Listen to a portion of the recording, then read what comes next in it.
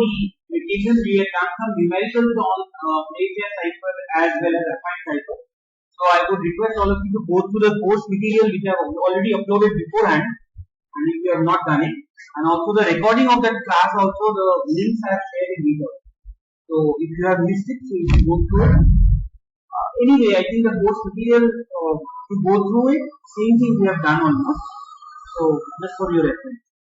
So let us today do two things. One is that again, since it is the first day after a vacation, and I sincerely hope that you at least have tried attempting to read something, whatever we have done. So just to keep in that mind, I thought of presenting one of these numerical that I came across. Not a numerical, I would say, it's more like a process of deciphering the key or the key set that we know about the Playfair cipher. If you remember in Playfair, the main advantage or the uniqueness of it was the key structure that we are looking at, 5 cross 5 matrix, if you remember. So in this today's example, one of the examples that we are going to discuss, we are trying to find out that if suppose you are given a ciphertext and you are assuming some plain text, and based on that assumption, how you can make this table, to appear just from the guessing of the pattern of the letters and how they are supposed to appear in each of the boxes. What I mean is that suppose in the example that we have discussed, suppose we are given the plain text hello, and we are given a key set of that nature, the 5 cross 5 matrix. Now suppose my question is here in this case, that suppose I know about the encrypted data, the ciphertext, and suppose I am assuming that the plain text is something. Now if the ciphertext is attacked by the plain text, can we find out through a reverse engineering the 5 cross 5 matrix or the key set? Because if I know about the key set, we can do any kind of decoding, rather the deciphering of any information, whatever is the process you have done. Okay? So the key, finding out the key. So basically we are trying to do some kind of a cryptanalysis of Playfair cipher. And this is the example that I will discuss. Just follow it carefully. It might be a little difficult in a way to write down everything, but follow it as much as possible from the presentation itself. I will mark some portion over there. Now if you observe that the first line of it indicates ciphertext using Playfair cipher. So this BP, LYK and whatever you are looking at, this is basically a ciphertext which is generated after a Playfair cipher has been applied on a particular X message. Right?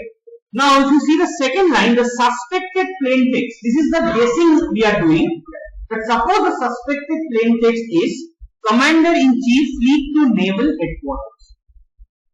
Okay, so this is suppose a tentative, like we are assuming that this might be the information which is supposed to get sent. So we are assuming that this is the text that we are going to send. Now if you observe that, if you remember the basic principle of Playfair cipher, that it was a die bit, we were breaking it up into 2 bits at a time or 2 alphabets at a time, and we were mapping it with respect to the 4 rules which were applied on the matrix. In the same manner, if you observe the third diagram over here, every individual alphabets, like for example CO, if you see over here, CO has been mapped with BP, where BP is the first 2 letters over here. Similarly, see, as there is repetition of NM, as we know that when there are repetitions, we have to substitute by NX. Those things we have already done, so we are not going to that. So NX has been replaced by something like replaced by an LY. So like that, basically what we are trying to do is that commander, this first line is indicating the plain text, the suspected plain text, and the second line is indicating as if the ciphertext which is there, and we are dividing that into 2-bit array. As you can observe that it is not a complete one, because you can see that up to over here YS, it is N, it somewhere ends over here, because we don't have the requisite plain text after that, so it is a partial portion that is given. So that's the first idea. Now the point is, can we assume or can we frame the 5 cross 5 matrix based on this assumption? Okay, so let's see whether we can do it or not. Because as before going to this, as we are doing this why? Because first of all, for this Playfair cipher in the largest class also I told you that for Playfair cipher the advantage is that it is not a single monoalphabetic ciphering, because here we have died bits and each and every time they are getting different sets of keys or different sets of encrypted data. So it's very difficult to brute force attack and detect the key for that matter. So that part is taken care of. Even the frequency analysis, where the individual single element repetition can be one of the indicators to what the key might be, that also can be a little bit relatively avoided because we are using diabit or diagrams for that matter. But even after that, the example why we are doing is that even after that we might assume certain process involved with the algorithm itself, and we can assume that what can be the pattern of the key set 5 cross 5. That's the idea. So we are trying to cryptanalyze the whole segment without knowing the key at all. So now let's see the first things first. What we are doing first is that we are taking the first element C0 equals to BP, which is this one. Okay, so we are doing this. Now what they are assuming over here is that because 5 cross 5 is a constant, 5 cross 5 is what the matrix is looking like, so we don't have any other option. So if you observe that the possible combinations that you are looking at 1, 2, 3 over here and over here, these are the possible combinations that is available as per the rules that we know. Right? Even if you observe that, so for example, this one, what rules applies over here? CBPO.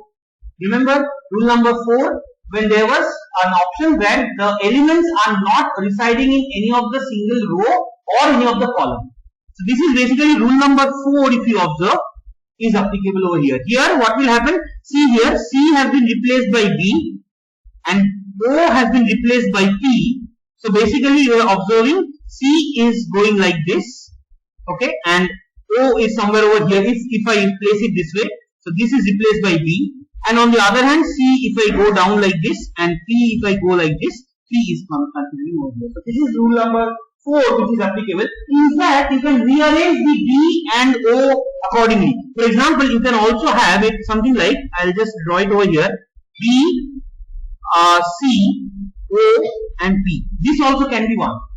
That also can be, because you can see in that case also, if I arrange it that way, then the lower half, that also gives you that for O and C and O, you will get a BL. So that's also one of the possible combination that is possible. That is based on rule number 4, but we are not sure whether that is one.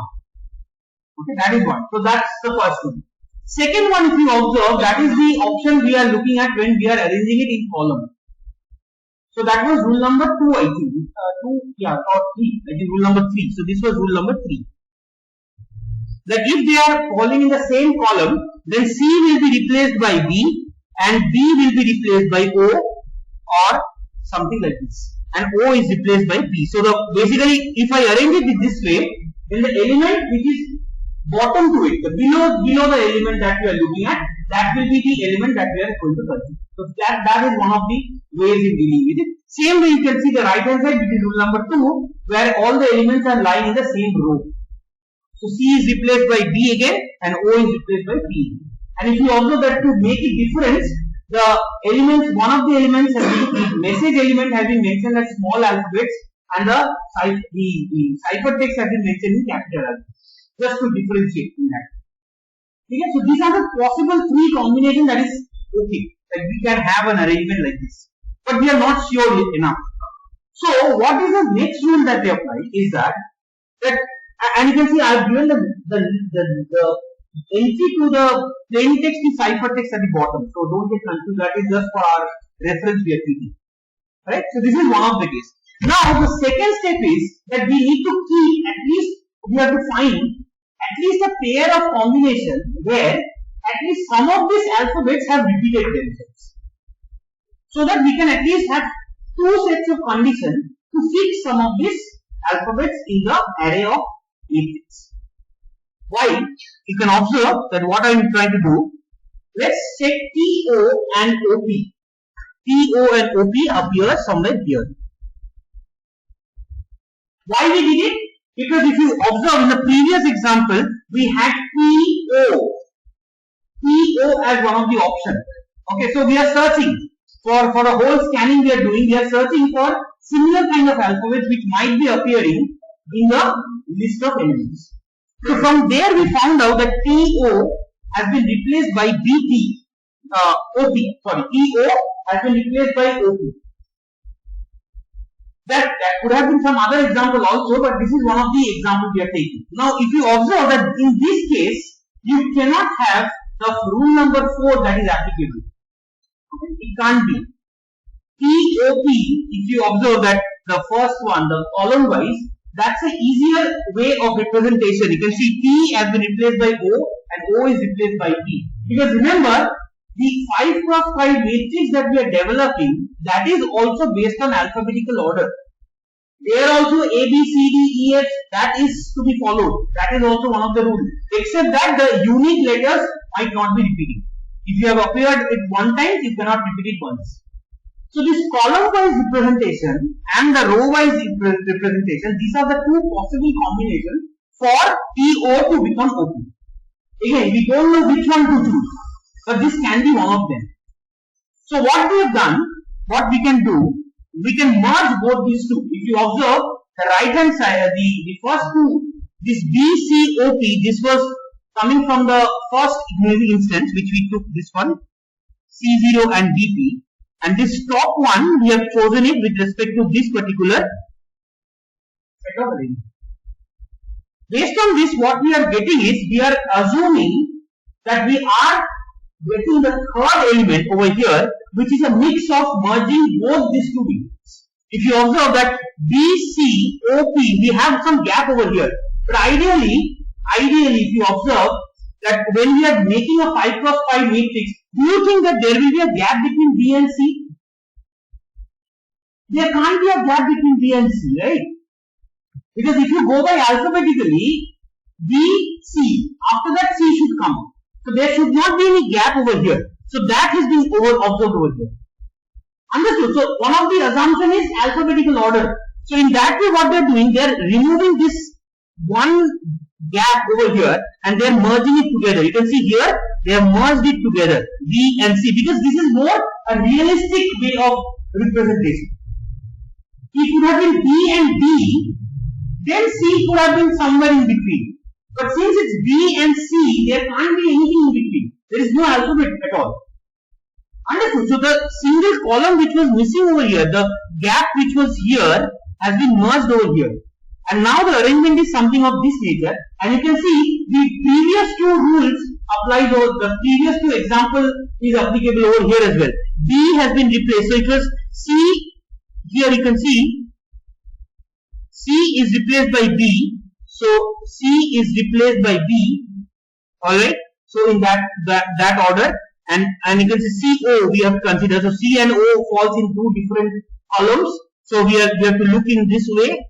We have to go this way, and for the O we have to go this way.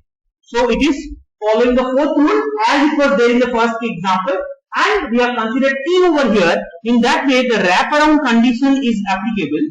So we are getting the second instance also match. Yes, please. Yes.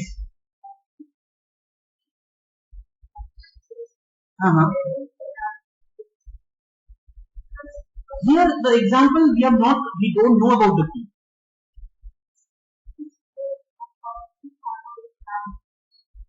Yeah, no. My question is, in this particular example, what we are trying to, we have a frame which is empty, right? So the assumption is that starting from the first to end, the assumption is, for example, in this case, where you assume Z to be. Can anyone tell me please, where Z you are assuming to be? From your normal conscience. Naturally, where Z should appear? Last. Understood? So that is what being considered over here. that what is the natural assumption that B, after that, since we have taken the first example over here, we have considered over here, and as you can see, I have mentioned this one as one of the possible combination in the bottom half. What we are saying that if B, C, O, P in that order if it appears, in between B and C, D cannot appear. Because in that case the table will have B, D, C. Alphabetically that is wrong. Now it might appear that the D might have appeared in the first row itself. But that will decide based on the other assumptions or other elements which we come across. But at least for these two examples, okay, the assumption is that if I merge these two, in between there might not be any column which is here. And as you rightly pointed out, the first one of the assumptions can be that Z can be the last entry over here. Let's see. If it might be wrong, but this is the intuition we are looking at, to be honest. Alright. So, but before coming to Z, so this is the combination we are in at this point. But again, we are not very sure that whether it is also still correct because we need few more elements to come to that. So let's take another example, another set of elements. For that we take ET and HZ. See this, why we took ET? Because if you go back, P is one of P, OP or rather P as an element is already tentatively being arranged in a particular order. So we are keeping some portion to be constant, like we are assuming that those are not to be changed. So P over here is one of the elements which we are taking as a reference, and based on that we are taking the plain text to be ET, and that is replaced by HZ. ET where it appears? ET will appear somewhere over here. Alright. Now the point is E has been replaced by H and T has been replaced by Z. Now if you observe, E has been replaced by Z. The first thing that should come to your mind and the assumption which is correct, that if I put Z somewhere over here, the natural conclusion is that T has been replaced by Z. So where should E lie, or rather where should E lie? Can you tell me? That's you can see that in the diagram. So E is, because that is the most advantageous condition. It doesn't matter. It might happen that row wise also E could have been lying. Row wise also it could have lied. But if you go on deciphering for each and every set, at some point you will find that row wise, if I could have given E over here and T over here, or rather, like it can't be because E, suppose it would have been like this, EH. But in that case, T and Z combination is not matching. Understood? What my point is, like some of the cases, this is intuitively, we are trying to decipher, and in that case, the rule is applicable that column wise, this is easier for us to assume that if E lies at the topmost corner, then E is replaced by H and T is replaced by Z. That's the easiest assumption that we can make. We could have taken it in the row, but it doesn't make any sense because in that case T is over here. So in that case, what will happen? T will go over here or something like this, but then E and H is not matching. Then again you have to change it accordingly. H needs to be placed somewhere in the O, maybe or like that. Look, but you are disrupting the previous setup which you already have. So that's what we are trying to do over here. So we are not considering this. Instead,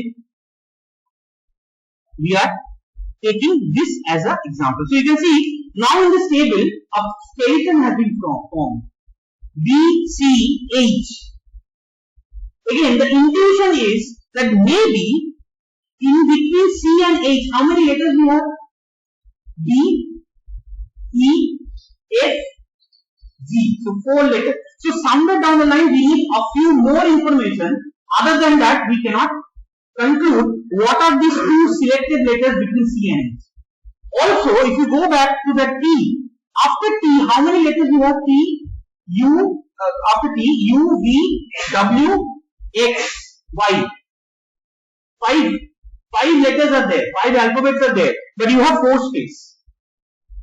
So you need another set of information or another set of pair to distinguish whether any elements which we are trying to capture in those four spaces can be taken care of. So in that way, suppose with the framing we found out that EA equal to FB. So let's see EA. EA is FB.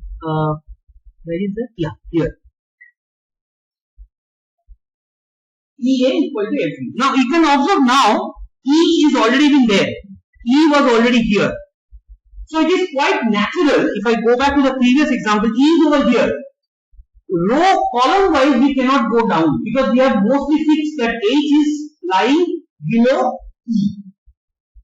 So column wise, if I go back, we cannot replace E by F because here you can see E has been replaced by F and A has been replaced by V. So we are getting two information about V, where V might lie, and about F, where it lies. So two alphabets can be taken care of.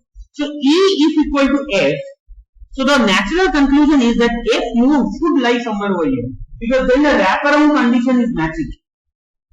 And also if you observe that A and V is replaced, so maybe we can predict that A and B might lie somewhere over here. This is again I am talking about, this is one of the set, and the other elements that you are filling up, this is not only one step. This way it will go on. It's just that this is the final matrix that I am showing you. Each and individually, we go on selecting, we apply the rules, and we find out what is the best possible inclusion that is applicable based on the four possible rules and combinations. Now, if you observe over here, now with the setup we are in, like for example, at this point, what will it be?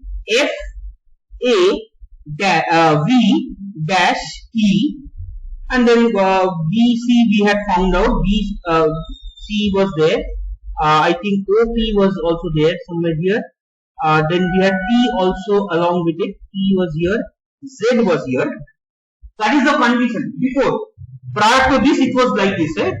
So we now have. Let me do it over here. F A V, and what else we are getting? That's it. That's it. Now from this we can find out that as V has appeared in the first row, after T, U, V, W, X, U, V, V has already appeared. So V cannot be there at the bottom. So the conclusion is T, U, V has already appeared. U, V, W, X, Y, Z. So the last row if you observe, that is matching with the requirement. Based on the rule that already any one element has been applied or used, that cannot be repeated once. So that's how you can see the last column, the last row and the rest of the elements are fixed. For the same pattern, you can see between P and T. So P after P, Q R S. Q R S, right? Q R S T. T is there. So Q R S. Between Q R S, 3 letters, you need to find 2 letters which is filling up that gap.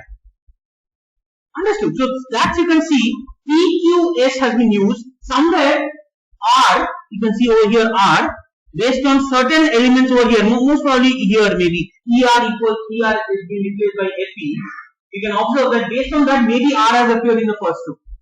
Similarly, one by one, you can go on doing this and the algorithm can be deciphered to find that the key set of the 5x5 matrix would look something of this nature.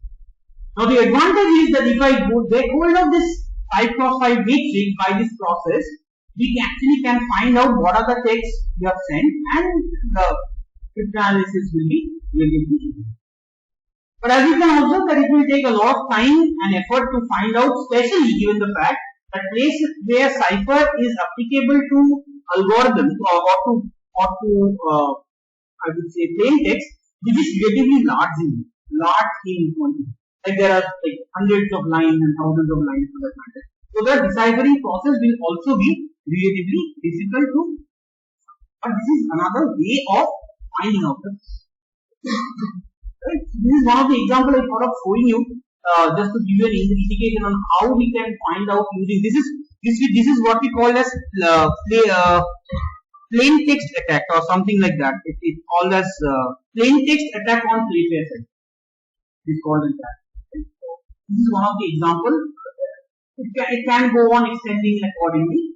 So this is just for your information. One of the So this concludes our play cipher and its details. So the new algorithm that we are going to discuss today is called as King Cipher.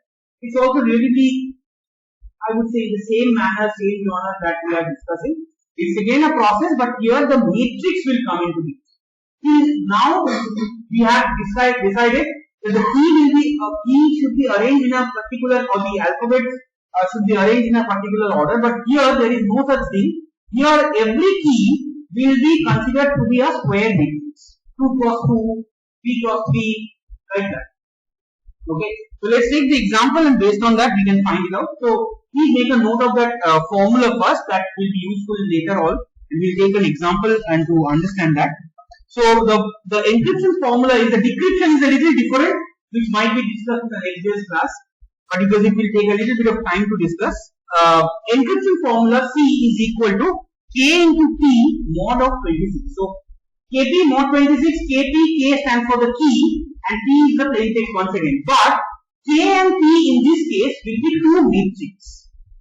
Please remember that. And the conditions are also given over there. Okay, you can see this m equals to 3 that you are looking at. We will see that carefully how we can do it. That is exactly depending on how we are going to represent the key. Okay, so you can see C and P are columns of length. You can see here the first line. Please make a note of in your paper as well. C and P are column vectors of length 3 if we are considering m equals to 2. If it is a 2 cross 2 matrix, suppose a array, suppose a key is given by C, D, D, G. Suppose, just an example, or K, E, Y, S, keys. So what we have to do, 4 letters, K, E, Y, S, that is a 4-letter word. So that should be represented by a 2 cross 2 matrix.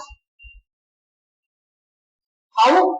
That is what the idea is. So whatever be the dimension of the key, 2 cross 2, in this case 2, then that column vector, that will be the column vector's length with respect to the plain text. So the plain text should be divided in accordingly based on the keys, the dimension of the key, of the matrix dimension. So you can observe over here, I have given one example, view I have considered. Suppose view is the key, right? Now view has 4 letters, V, I, E, W. Now if you observe, I have given the reference table with us. So V as stands for 21. So 21 is arranged over here. Similarly, I, E, W has been arranged at this way. Now this is a 2 cross 2 matrix. So if it is a 2 cross 2 element, so the plain text that it will try to encrypt should be a 2 cross 1 matrix. So that's being mentioned over here. So length of 3, so it's basically in our case it should be 2 cross 1 matrix. Suppose the view is the key and now we have a word called attack. A-T-T-A-C-K. Attack. Suppose attack is the plain text. Attack is the plain text and view is the keyword. As per the Hill cipher, what it will do is, the K matrix is given by this. The P matrix will be something of this nature. A, P. So now it becomes a 2 cross 1. Then again, P, A. This will be another 2 cross 1.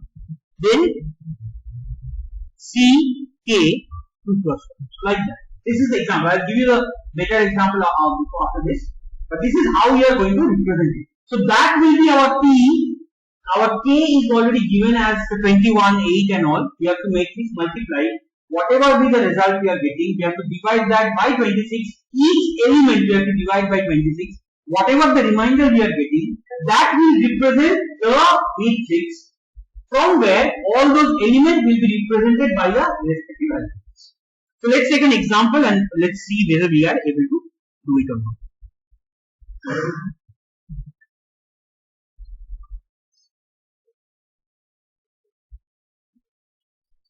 So let's take this example, the same example that we are talking about. Plain text is attack.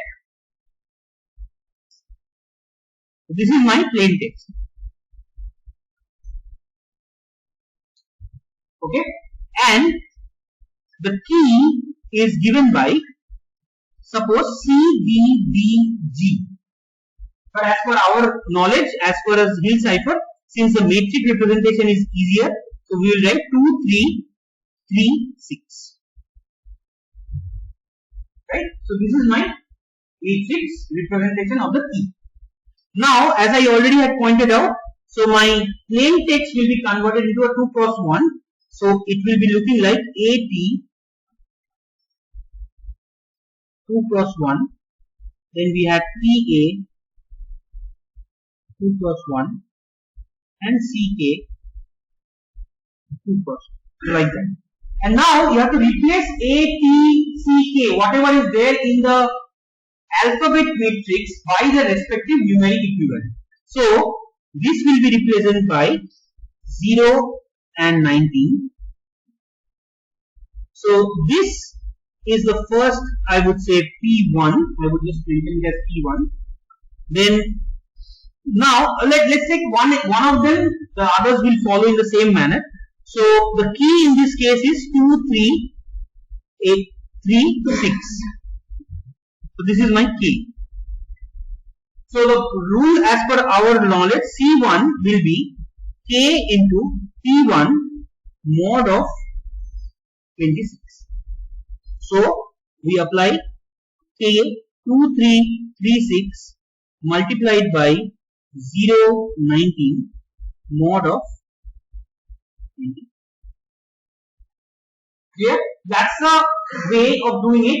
Each and every time the small sub plain text matrix that you are following, each and every time you have to follow it, and finally you have to represent that one after the other.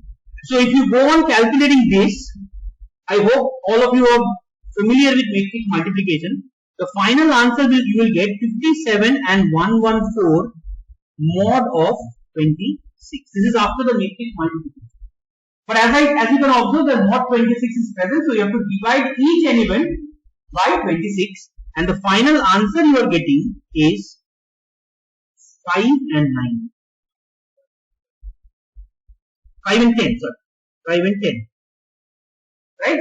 The last answer is because we have divided 57 by 26 and we have found out the remainder, and 114 divided by 26, again the remainder. That's 2 are mentioned. So that last 5 and 10 that you are looking at, those are the remainder after the mod 26 happened. Now 5 is represented by which letter? F. And 10 is represented by which letter? K.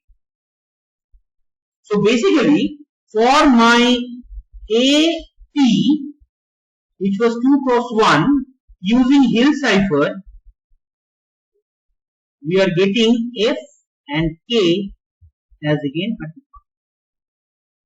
only for that AP. Now can you do it for the other two, C2 and C3, and give me the final answer after the encryption process?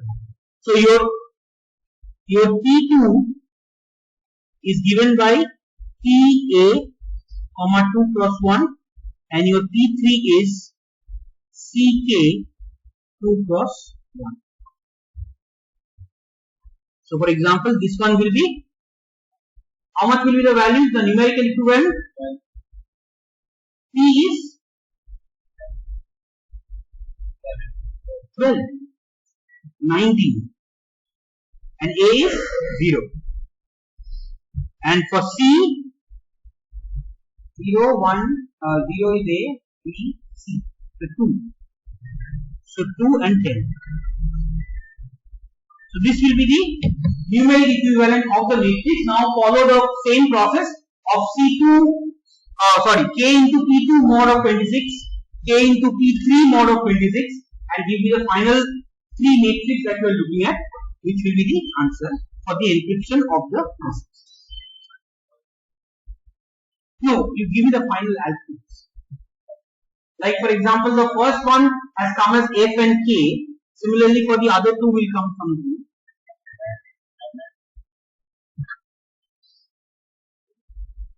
People at the back, please try to do it. Okay, practice it.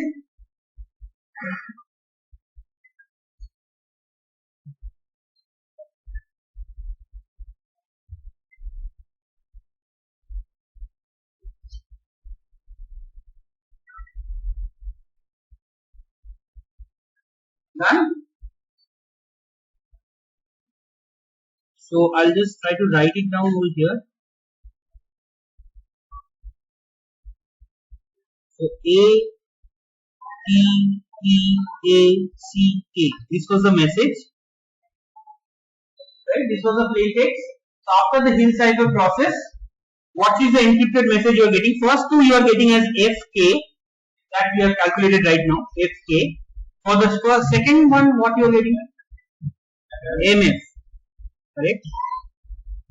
Third one? I.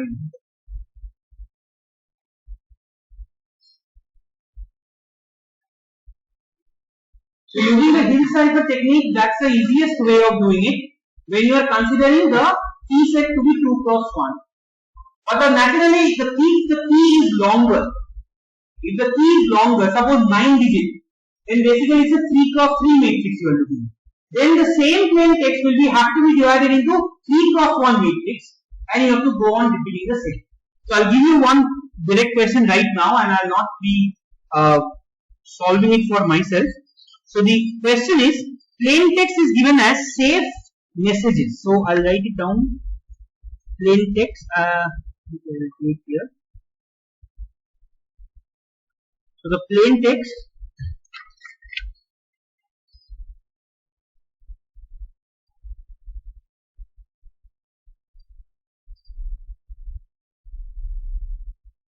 safe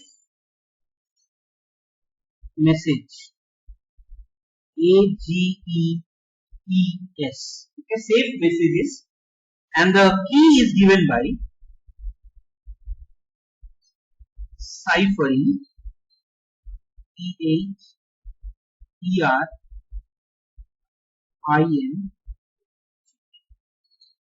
Alright, please try to do it. Form the matrix, and individually applicable rule is the same. Formulas are also the same. Just apply and let me know what is the final answer.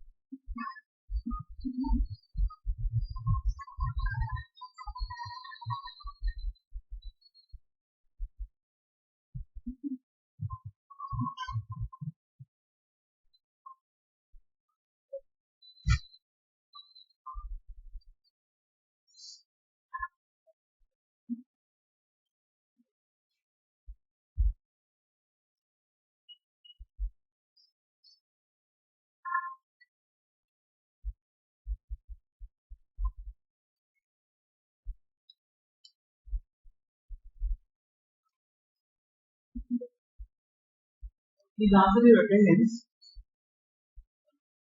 EDPC 187, 775, 19 BC.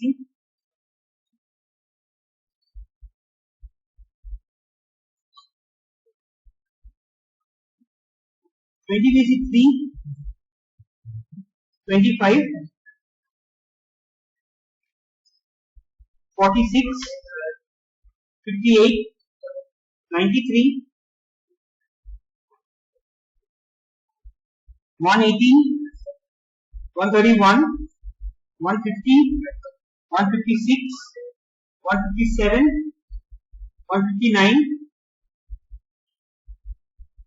206, 211, 224, 237, 245, 261, 263, 269,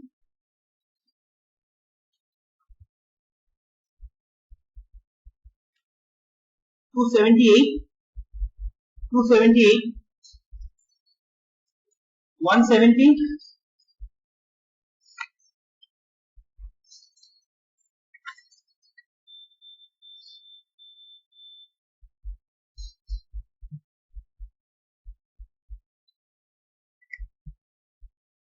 286, 293, 297, 300, 320, 320,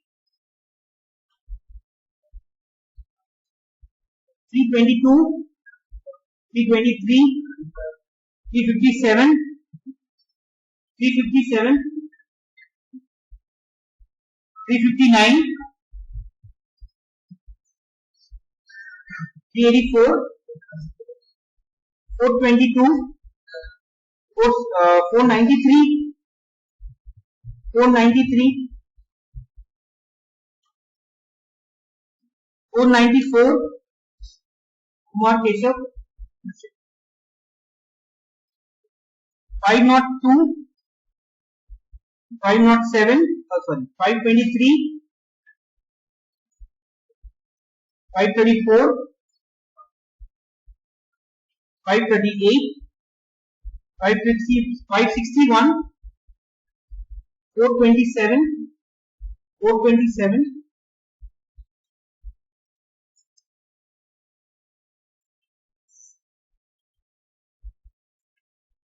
563, 570, 580, 600, 619, 631, 634, 635, 650, 650, 665, 666, 672, 672, 673, 674, 684, 691, 696, 702, 708, 708,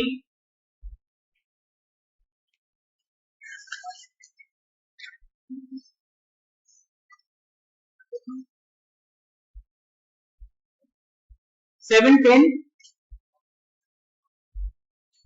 720, 727, 736, 749, 750, 768, 780, 781, 789. Alright, done? So, what is the answer you are getting?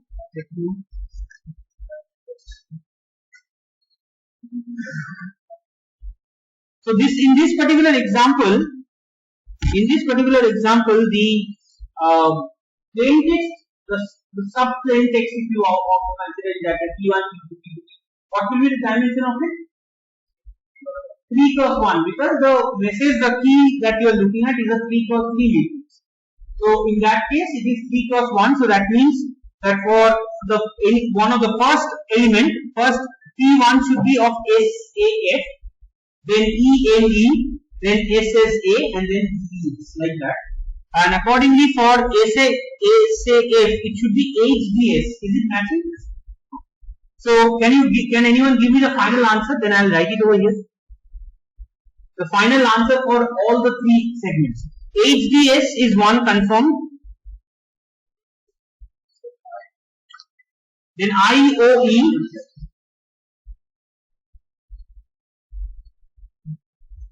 Anyone with the last 3?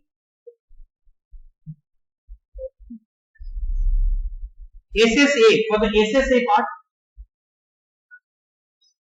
YQO. Okay, so this will be YQO. And the GES will be represented by CAA. So this last two, the underlined one, I have not, like hopefully, I think you have not finished those two. So please make an effort to finish it off so that you can observe that for any given message, the same pattern will be repeated. Alright. But remember that always the key should be a square matrix, and based on that, the dimension of the plain text should also be decided. Before we end up, just make a note of this before we end, and that is, this is some of the example already we have discussed. Just keep the last, the demodulation or the deciphering formula. I'll give you right now. It's missing over here. Just make a note of it. So it should be given by P equals to, we will start from this point actually next day, K inverse of C mod of 26. So please make a note of this. This is not there. While I was checking my presentation, I found that it is missing. So the deciphering formula should be the plain text, that is left hand side is plain text, equals to K inverse C mod 26. Now the difference is, why it is important, this K inverse is not the multiplicative inverse. This is not the multiplicative inverse, it is basically a matrix inverse. Alright, so this is a matrix inverse that we are looking at. So based on that, the rest of the calculation will go on in the same manner. So we will take an example of deciphering of the same data and we will see how it goes, and then based on that we will see the transposition cycles also in it. Thank you.